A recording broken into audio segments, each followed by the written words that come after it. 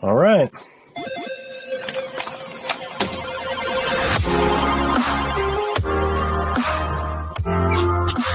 All right. What's up, y'all? All right. Welcome to my talk, IoT Under the Microscope, here virtually. It's kind of disappointing. I'm looking at a screen here instead of all you in the audience, but hopefully we'll get through this and we'll have a good time doing it. I want to talk about vulnerability trends in the supply chain. I've got some very interesting things, I think, that we found in our data set size. So hopefully you guys will learn something here and we'll have a little fun while doing it. All right. Okay.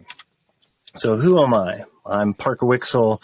I'm born and raised here in Columbus, Ohio. I've got 25 years industry experience on cybersecurity, on software development, full stack development. Last 10 years of which have really been focused on cybersecurity research and product development. I was a contributor and developer of open source security projects like AFL Unicorn. It's a fuzzing framework for emulated binaries, and then Patchwork, which is a static compilation of Linux kernels or patching of Linux kernels for debugging purposes. Like it was mentioned, I'm a senior engineer at Finite State. We're a IoT cybersecurity firm dealing with a lot of the topics that we're talking about here, and all my data sets and stuff like that come from our Finite State repos and some of the products that we're working on here. I'm also a database lecturer over at The Ohio State University. Looking to kick off yet another fall there. And then I'm a composer and a musician. Don't hold that against me. I realized early on that there's not a lot of money in music. So here I am on just another passion of mine, computers. All right. So why is this talk relevant to your interests? We're going to be talking about supply chain trends, vulnerable and not vulnerable, vulnerability standards and reporting, and then some firmware statistics and observations.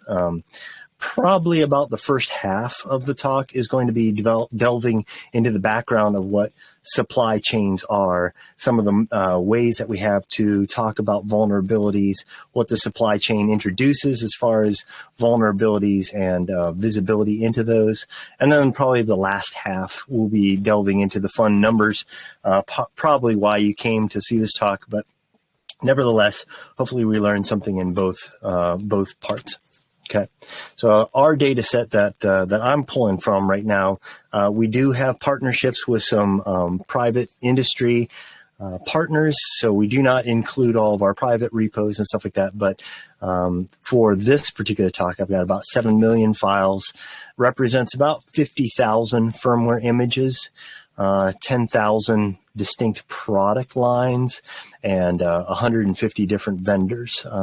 This is different architectures, different operating systems. You know, a lot of them are Linux based. A lot of some of them are RTOS, obviously, and we're hitting all the different verticals that you usually hear about in these talks: medical devices, critical infrastructure, security devices, home routers, Alexa, you know, whatever. We've got a bunch of different types of products in our data set. So hopefully the statistics that we talk about here on the second half, keep this in mind. It's fun to be able to troll a data set of this size.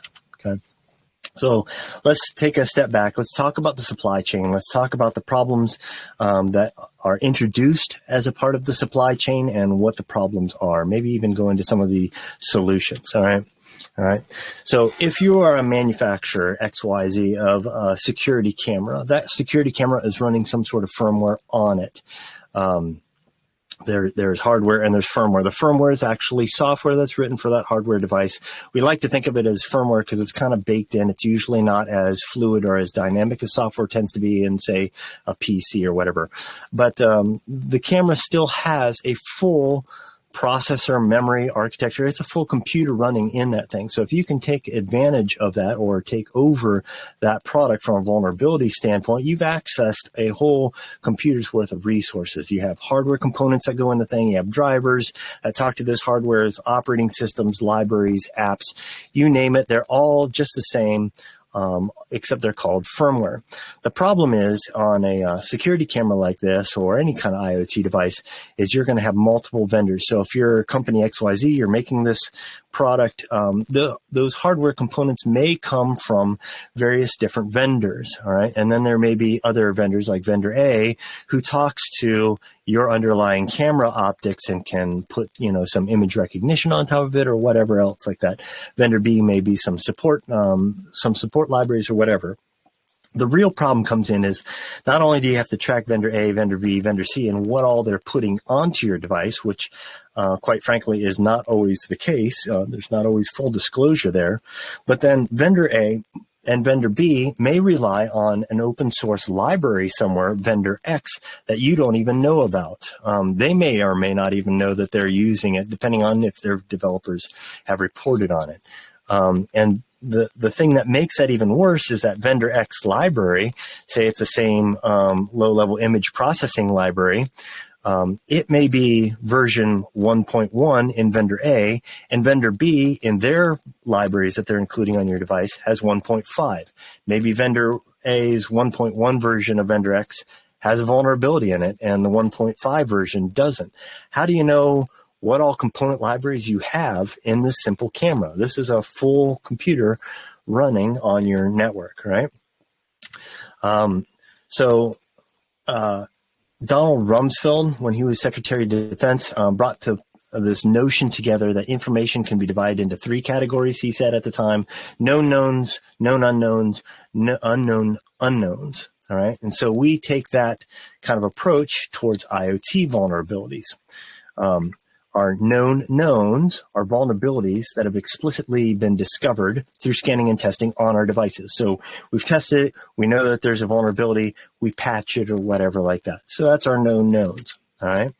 Our known unknowns are newly created software versions or even just upgraded versions or whatever that we've pulled in libraries or whatever that we don't have any kind of application testing behind yet, right?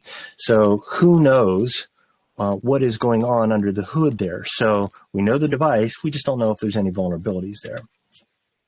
And then in the last categorization of the three, unknown unknowns are vulnerabilities that are in your camera or your device that you don't know and that nobody else knows. And these are what we're calling 0 days, all right? So these 0 days, or not 0 days because we haven't even discovered them, like say Ripple 20. Ripple 20 was just discovered a month or two ago.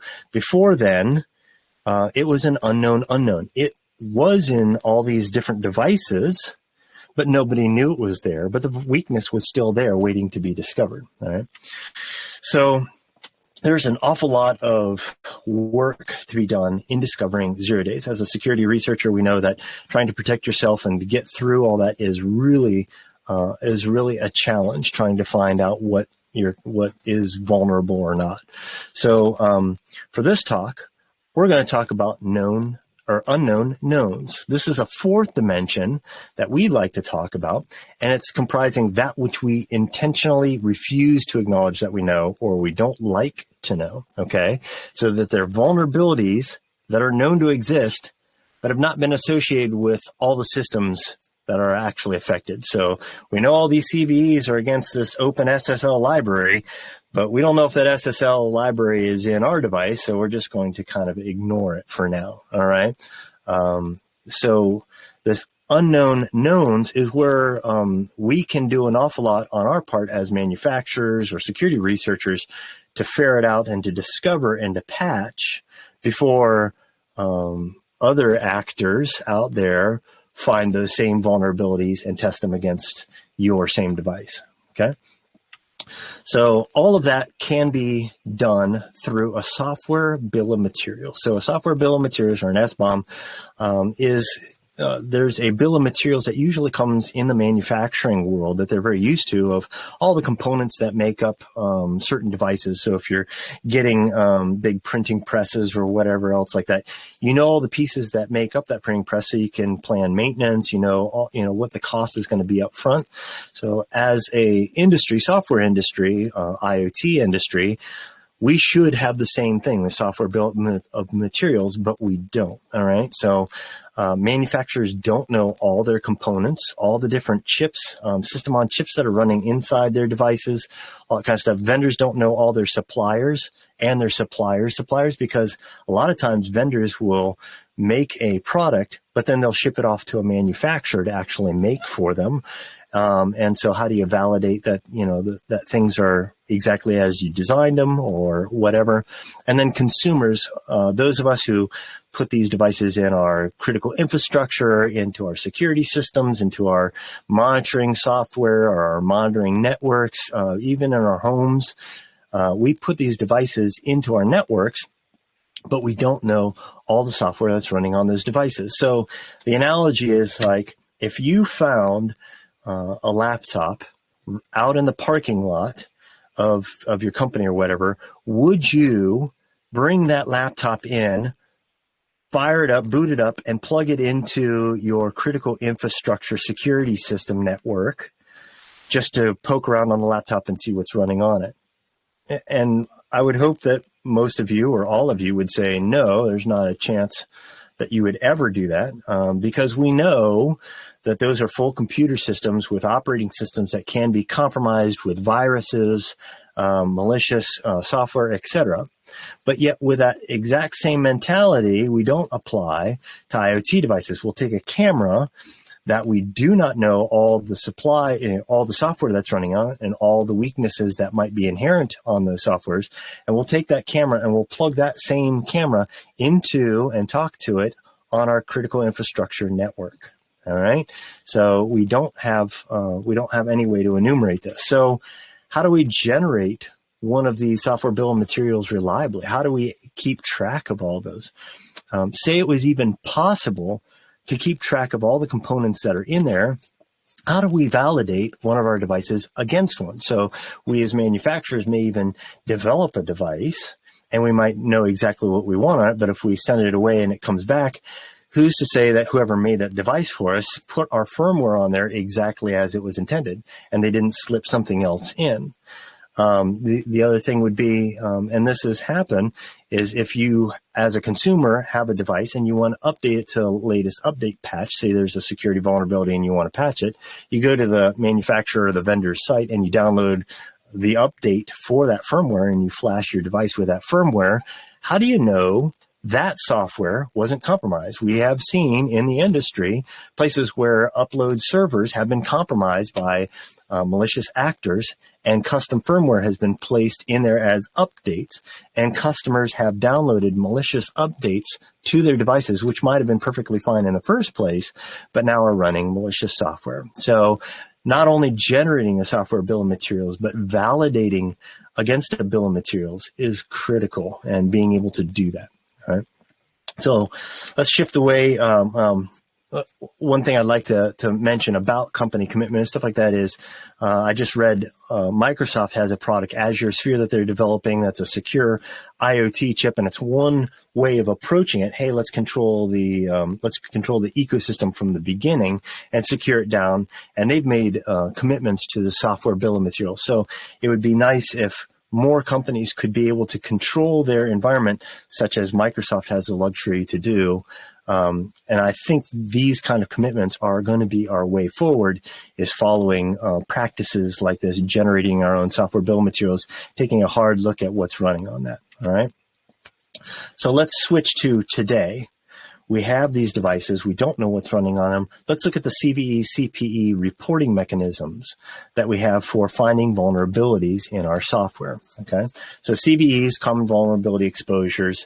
It's a system that provides reference methods for publicly known information security vulnerabilities and exposures. Okay, so it's been around a while. MITRE is the one who came up with that and helped maintains that. So these are all the vulnerabilities that are discovered and reported for public knowledge, right? So that's great. We have a central place to report vulnerabilities. As well, we have a national vulnerability database with the U.S. government that keeps track of CPEs, or common platform enumeration. So this is a structured naming schemes for naming products. Okay, this is systems, softwares, software packages, etc. So there's a common way to put all this together. The only problem is that we have these frameworks for enumerating these kinds of vulnerabilities or these products, but there's not a lot of adherence or hard regulations around how we use this.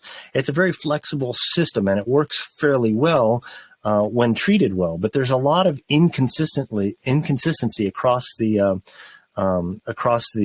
whole space about how we use CVEs, how we report them, how we link them to products that they apply to, etc. So let's look at some of these, all right?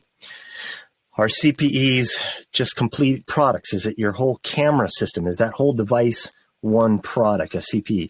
Are the component systems in there, your optics and stuff like that? Are the system on chips that are running on there, is that a CPE? Should that have its own product entry into that database?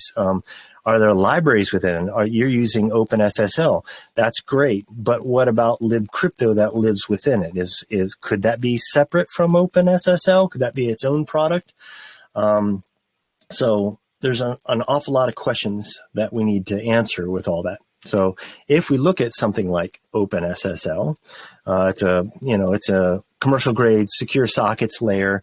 It also has cryptographic libraries in it. If you go to the NVD, the database, and look up OpenSSL because you want to find out what product it relates to, because maybe you found a vulnerability, OpenSSL brings back 405 results. Now, every single version of that software is going to be another result. So 405 is not necessarily all the different types of OpenSSL, but there are several. So here's a few examples that come back with OpenSSL.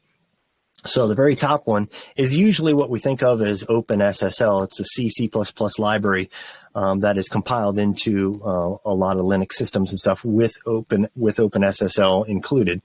0.9.7 was particularly vulnerable. There's a lot of different CVEs on there, 0.9.8, 1.0.1, etc. So there's a lot of different versions of that. Those star fields we'll just kind of gloss over for now, but those are further ways that you can enumerate or specify what specific product this is if there's a lot of different versions, betas, alphas, different platforms, etc. But what are all these other CVEs or CPEs that we see out there? We see this Calderon Pi OpenSSL. So the first part is our vendor. The second part is the actual product. So we have this Pi OpenSSL. I guess we can make a guess that would be a Python binding for OpenSSL or a Python library. Then we have Lua OpenSSL on the next line. So we guess maybe that's Lua script. But then look at the next two. We have Node OpenSSL. And if you go all the way down to the Node.js, that's the target software that it's targeting, not the language, but the target software, which is it's written for Node.js, right? So it's a JavaScript module written for Node. But the very next line, OpenSSL.js project, OpenSSL.js. So you have Node OpenSSL, and then you have OpenSSL.js, and you have Node.js at the end. So now you have someone who's writing for Node that has their own way of specifying, but you have two different competing libraries. Which one is which? And then you go down to the last one, OpenSSL project OpenSSL. Well, now that looks an awful lot like the first one, OpenSSL. So which one is that? Well, the hard part is we really don't know. And if you dig into the metadata about this and you actually go to the web page, the title doesn't help you very much, OpenSSL project OpenSSL. So we go into the references, and in the changelog, we see a GitHub reference there. And in there, we have a Rust OpenSSL. And if you go in there and you look at these different things, you have these keywords of Rust. It's for the Rust language. Okay. So finding qualified platforms, CPEs, can be a real challenge. The other thing that's a real challenge here is we don't know between CPEs what relates to each other.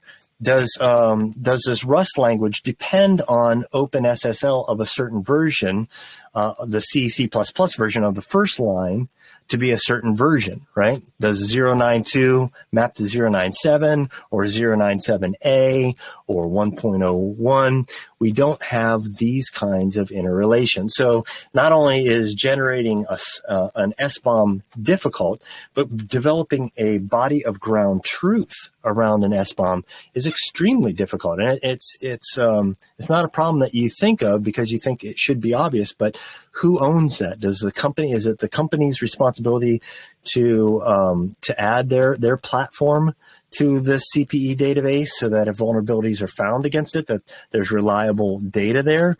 Or is it the CVEs who find the vulnerabilities? Is it their job to correctly find and identify the platforms if they're not there? So that's just a little background here on the CPE system. They're good systems to start off with, but we need more on top of that. We need some ground truth. We need some ways to relate this. By the way, there are some projects that are starting to put these together, but it's hard. Do you scrape the apt-get repos for what components are in OpenSSL or HTTP servers? You know, certain HTTP servers rely on OpenSSL. Which versions go with which? Well, if you're installing it, you know, because you look at the README for the HTTP installer, right? And it'll tell you which versions you have. But we don't have any way of systematically obtaining any of that information. Okay. So let's go to a specific example of a vulnerability, and let's look at the supply chain here. We'll go with an old example. This is from 4 years ago. I'm not going to try to butcher Robert's last name, but Darkonius, he released a write-up on a router backdoor that he had discovered, originating from a version of OpenWRT, an open source router operating system from, at that point, was 10 years ago, was 10 years in the past. So there was this backdoor hash that's down in the pseudocode below, 1D, 68D, whatever. If you entered in that on the command line, you immediately got a root shell, and you can see the relevant code there. The problem is this was just in an OpenWRT version that was 10 years old from, so I guess, 2006, right? But the write-up that he had was, this was not on an OpenWRT router. This was on a commercial router that had included OpenWRT and its libraries, and we're using components such as this component script called logon.sh as a part of their operating system. All right. So Darkonius found the backdoor in one or two sets of devices. Him and if you read through the comments, different people were chiming in. Oh, I just tested it against this, and I found it on this and this. So we found, in the comments, 3, 4, maybe 5 models of devices listed. But how is Darkonius supposed to know and go out and find? Is it his responsibility to go find every single device that this relates to? Is it even his obligation to go to the manufacturer of this device and tell them, hey, I found this in there? If you go and you look for this CVE, you don't find this CVE in the database. If you go even further to the CPE, the platform for this device that he looked for, you don't even find CPEs that are related to this specific device. So, and this is not a small device. This is a device that made its rounds, and you can find it different places. So, whose responsibility is it? In our data set, when we've looked at all of our firmware just sitting around, we just did a string search for that magic hash, and lo and behold, we found 3,810 files that had this hash in it. And it wasn't just the hash, it was the full login script. But notice the file name, CLI2, factoryboot.sh, login.sh. So the original login.sh was a part of the original package, but we found the actual login.sh encapsulated in a binary called a command line interface, a CLI, or even 2, that was used by web servers and stuff on IoT devices that still ran the same code from 2006 that I'm sure nobody knows is in there. The manufacturer doesn't even know it's there anymore. And the thing is that 3 major vendor companies have this, 44 different product models, and 281 versions of this firmware. So this OpenWRT login.sh, this hash, has made its way into many, many, many different vendors. This isn't just one person accidentally downloading it and putting it in. This is the supply chain of people taking from A, who takes from X, who takes from Y, and it multiplies. So this is the heart of the problem. This is why we're in the bind that we're in, is the supply chain, okay? We'll do one more example before we get into the more juicy stuff, the statistics that we found. This latest CVE, CPE that we're talking about is Ripple 20. I'm sure you guys have heard of it. 19 zero-day vulnerabilities amplified by the supply chain. Its title says it all right? And this was 2 months ago that this was, or so, was reported.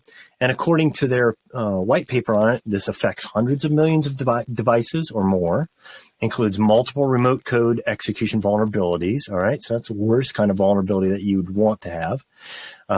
Many other major international vendors suspected of being vulnerable in medical, transportation, industrial control systems, etc. So my previous example kind of laid the groundwork for how something like Ripple 20 exists.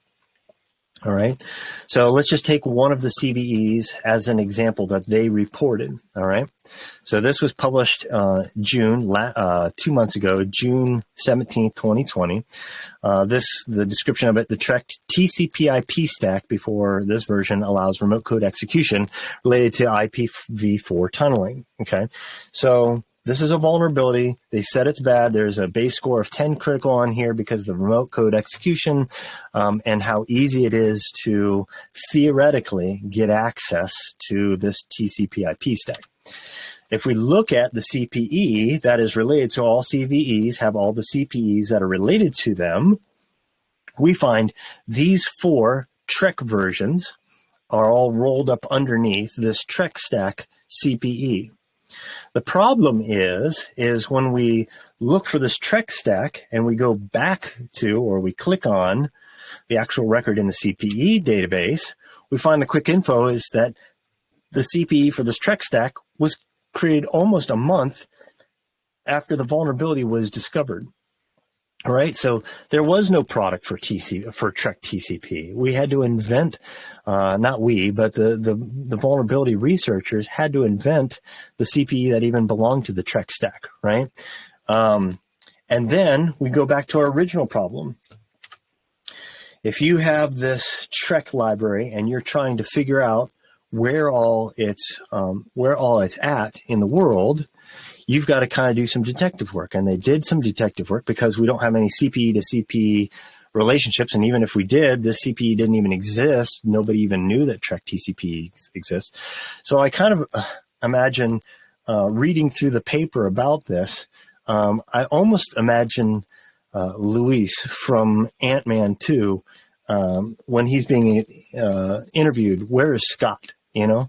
And I kind of imagine him talking about, hey, Luis, where's Trek? And he goes, hey, man, see, that's complicated. See, Trek, there's some smart guys, but they need some help, right? So they go to Elmic Systems and they're like, hey, we need some developers. And Elmic Systems like, yeah, we think you got it going on, so let's get together. And so they started working together for some, but then something happened. They're like, nah, homie, we're split. We're out of here. So Trek goes off on their own way and Elmic Systems go off on their own way. And Trek be like, we got the Trek TCP/IP stack. We're going to market all this in United States. And Elmic Systems are like, no, homie, we're no longer the Elmic Systems. We're Zook and Elmic.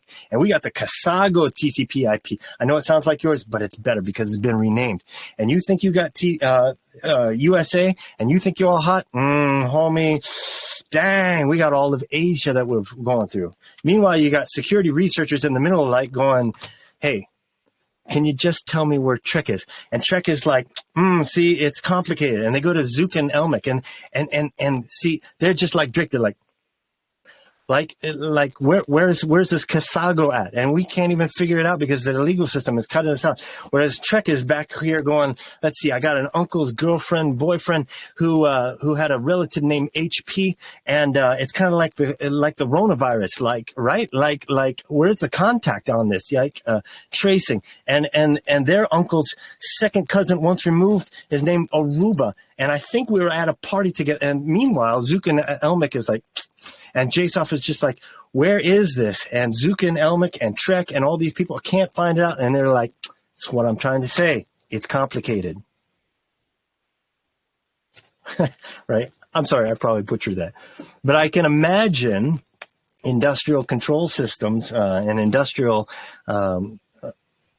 plants that have SIP-13 investigators or people coming in. I can see their first slide to the SIP-13 auditors are going to be this picture of Luis and 2 words, it's complicated, right? Because it is. Trying to find out where this Trek TCP stack was, according to this paper, pretty nuts, okay? So anyways, it was developed somewhere in the 90s to 2000. It was included in a large quantity of firmware for devices. There's been various patches to it. Some of the Ripple 20 CVEs that were even disclosed were patched in versions as far back as 2009. So you're a vendor. What products of yours contain this TCP IP stack? How do you know? How do you update a device when a patch is present, or even know what version of the Trek stack you used to have in your device? How serious is the threat to your device, right? Maybe it's not that problematic. Maybe it was just included but never used. So reproducing CVEs are problematic. The actual attack vectors are really hard to classify in these individual products. You potentially waste time from vendors on trivial vulnerabilities that really aren't practical. So really the bottom line for vendors are, how much money do you spend trying to find out whether you have to develop firmware patch for software that you don't even know is in your device? Or how likely is the software that it's even going to be exploitable, right? So it's a hard question. So I'll come back to the software bill of materials here in a little bit. But just for right now, let's make a little shift over into our database. And let's look at some of the vulnerability statistics that we have here. Hopefully you guys find this enlightening. I certainly did. This is just kind of represents a slice of the industry. We have medical devices. We have information control systems gear. We have all sorts of different sectors represented and verticals in our data set. So here we go. All right. So Etsy resolved popular name servers. 127.0.0.1, not surprising, is one of the top ones. We got some Google addresses there, 88.44. And then the next 3 down there that you see, 168, are all Asian DNSs. And then you've got some strange noise in there, 192.168, someone.com, a couple others, corporate bun. So, you know, if you have all these devices and they're going to the US and they have Asian domain servers, you're going to have a performance hit, or vice versa. How do you know where these products are going and which name servers are hitting? I saw some forum posts about 192.168.0.7. Maybe the people who made Resolve or this Etsy Resolve had it on test and they were just copy and pasting from a forum into this file. Someone.com, that actually was one vendor, but it's on a whole slew of firmware for all sorts of different products in their product line. So you can see not only is that illustrative that someone has just put that in as an example and they found that example somewhere, but it's in all their Etsy results and they just copy and paste that file into all their other firmware, right? So where's the checks and balances on what's actually running in there? Even stuff like corp.ubnt.com. Corp.ubnt.com doesn't exist, but it's running on a device as a resolve. So if someone decides to turn up that host name and then start serving requests on there, you could have some interesting results, right? Here's another one, TTY count in Etsy Secure TTY. So if you look at the bottom, Etsy Secure TTY file allows you to specify which TT devices a root user is allowed to log in on. So let's just make one thing clear. Once you have an IoT device in production, you probably shouldn't be logging into that device at all. All right. So most normal operation shouldn't allow anybody from the outside to ever be tunneling into that device remotely. Certainly not a root user. Okay. So I want to highlight this 196.148.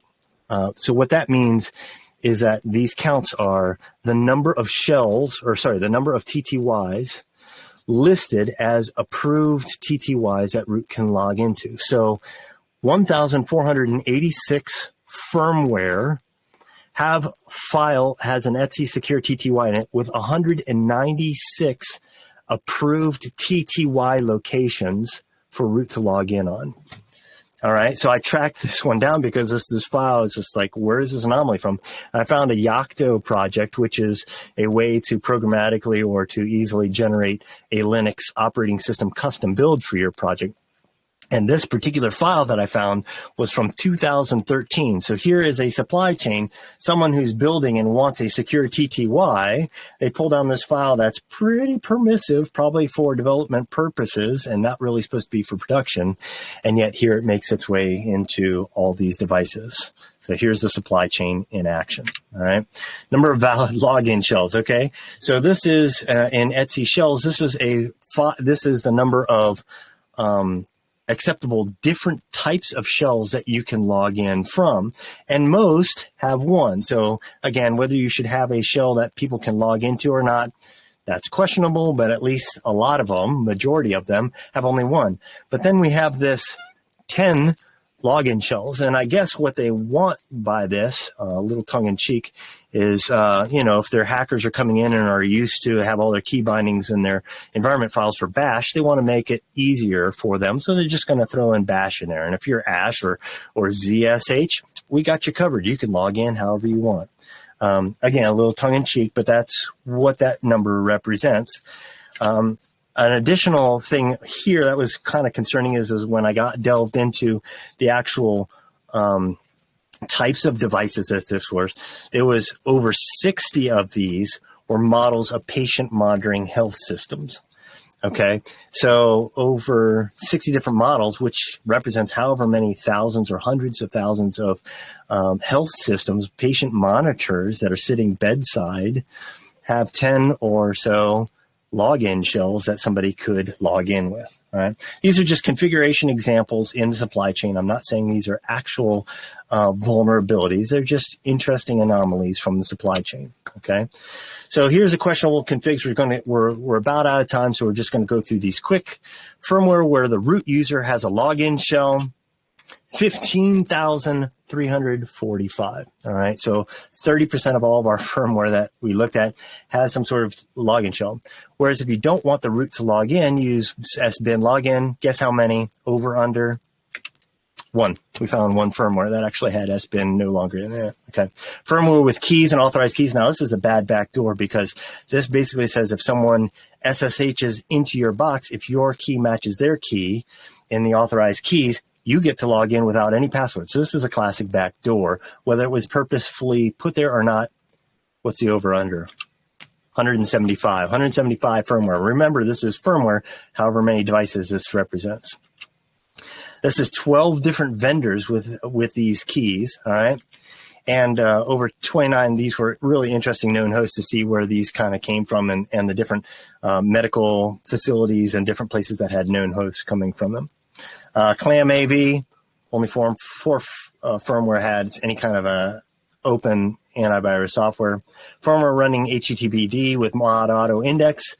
So this auto index is a way to auto index files on your web browser or your web server when there isn't any kind of match for the HTML name. So it's a great way to kind of troll through your directories. So these are, again, things that are questionable that are in our configs.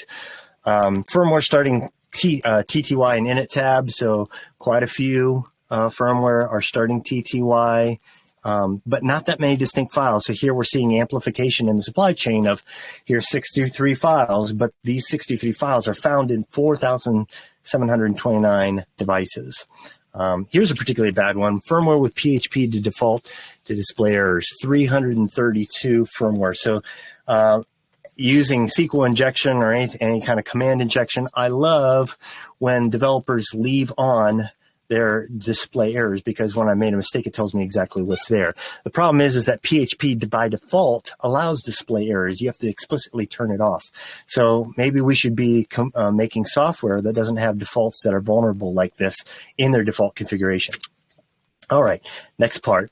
Firmware with insecure default DES encryption. So if you don't specify the type of encryption for your passwords. You're going to use DES, which is a bit weaker, 318 firmware, 29 files. But even worse, there were firmware that specified the flag to turn on MD5 as their password crypt. It was 12 firmware. Fortunately, it's small, but there's still 12 firmware. I have no idea where those are at, but they're out there. Firmware with a master.password with no password en route. So in the password file, there is no over/under on 100 devices, 10 devices, a million devices. No, only 7. But still, one file made its way in with no password on the root. MySQL binding to 0000. So listen to the world and allow people to go right to your MySQL. 26 devices. Firmware with Redis, the same way. Default world bind. So if you don't specify a bind, by default, it will allow you in. 3. It's only one file, but still 3 firmware allow you into their Redis by default. Average number of unsafe function calls per firmware. So this one is any unsafe function calls is stuff like stir copy, mem copy, all those unbounded ones like Ripple 20 found and stuff like malicious ways to use standard allocation functions without checking links and stuff like that. How many do you think in per firmware? 1,500 and some average unsafe function calls per firmware. Okay. Number of firmware with the unsafe function calls? 23,000. That's over 50%. And those are the ones that we've named. We haven't even trolled through those with function hashing and stuff to find the unlabeled ones that also call these. All right. Firmware, here's the last one. Firmware exporting NFS mounts to the world. All right. Over under on this one? 42. There are 4 files that contribute to 42 firmware mount to the world, such as /root, mount a star, read, write. So you can, as root, write to root as user ID 0. So these are all questionable configs that have made it their way, just fun things that I found trolling through. And finally, what would a talk like this be without talking about the common passwords and all that? So you see here, amplified here again is the supply chain where you have the file counts of all those are the light orange. And then the dark orange is actually how many firmware use those files in them. And the number 1 being admin. It's only in 5 files in the password file, but those 5 password files are found in 470 firmware, which may represent hundreds of thousands of devices where we've cracked the password admin. I'm going to give you 10 to 1 guess what the password is going to be for that admin user. All right. So anyways, in conclusion, it's all about the software bill of materials. Drive towards generating and validating these. This is the path forward. Manufacturing's implementing software inventory systems, being developers being diligent and reporting all the components used in their systems, consumers having a high demand or having a high standard in transparency and favor companies and buying from companies with that info as well. Policymakers who help guide these unified standards and reporting and formats, and our security community here, developing tools to assist in the automation of the inventory. If we're doing the same thing now in 5 years, we're going behind. We should be using machine learning. We should be using tools and other things to help us inventory and validate these things, not just on the front end, but on the back end to validate patches and updates are what they say they are, and they contain what they think they contain. So thanks to all my team at Finite State and a lot of good research that's been in the industry. Finally, obviously the question and answer on this session are going to the Discord, but I've had a fun time talking to y'all. Peace out. Hope you enjoy the rest of DEF CON and IoT Village. Thank you so much for having me.